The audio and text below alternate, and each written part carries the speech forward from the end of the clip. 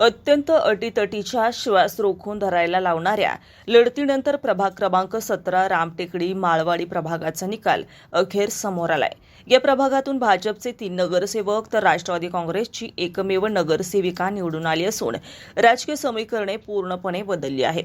विद्यमान आमदार चेतन तुपे यांच्या होम पिचवर भाजपने जोरदार मुसंडी मारत राष्ट्रवादी काँग्रेसच्या दिग्गज उमेदवारांना पराभवाचा धक्का दिलाय, तर अनेक नवख्या उमेदवारांनी थेट विजय मिळवला आहे।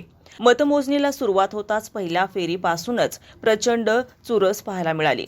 भाजपचे उमेदवार काही मतांनी आघाडीवर होते, तर राष्ट्रवादी काँग्रेसच्या एकमेव माजी नगरसेविका हेमलता मगर या ठाम आघाडीवर होत्या। अखेर हेमलता मगर यांनी आघाडी कायम ठेवत भाजपच्या शुभांगी होले यांचा तब्बल 4,996 मतांनी पराभव केला। या प्रभागातील सर्वात लक्षवेधी लढत ठरली ती राष्ट्रवादी काँग्रेसचे दिग्गज नगरसेवक आनंद अलकुंटे यांच्याविरुद्ध भाजपचे प्रशांत मामा तुपे यांच्यातील या चुरशीच्या लढतीत प्रशांत मामा तुपे यांनी अवघ्या 625 मतांनी आनंद अलकुंटे यांचा पराभव केला। माजी नगरसेवक अशोक कांबळे यांचा भाजपचे खंडू लोंढे यांनी अतिशय कमी आणि केवळ 55 मतांनी पराभव करत सगळ्यांनाच धक्का दिला। तर राष्ट्रवादी काँग्रेसच्या संगीता तुपे यांना नवखे उमेदवार पायल विराज तुपे यांनी 562 मतांनी पराभूत केलाय। या निकालामागे एक महत्त्वाची राजकीय पार्श्वभूमी ही आहे।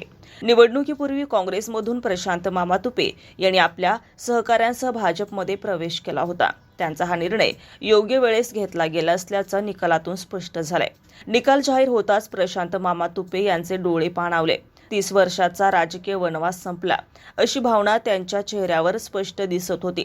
हा प्रभाग आमदार चेतन तुपे यांच्या वर्चस्वाचा मानला जात होता।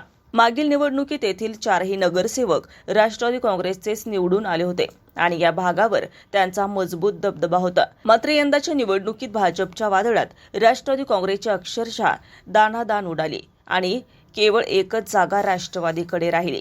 या निकालामुळे आगामी विधानसभा निवडणुकीत आमदारांकडे हक्काचे नगरसेवकच उरले नाहीत, तर भाजपचे वर्चस्व वाढल्याने हडपसरच्या राजकारणात मोठी खळबळ उडाली आहे। साम दाम दंड भेद अशा आरोपांच्या पार्श्वभूमीवर पार पडलेल्या या निवडणुकीत मतदारांनी कोणत्याही दबावाला न जुमानता उच्च शिक्षित उमेदवारांना संधी दिली आहे। ही निवडणूक अनेक राजकीय नेत्यांना आत्मपरीक्षण करायला लावणारी ठरली आहे।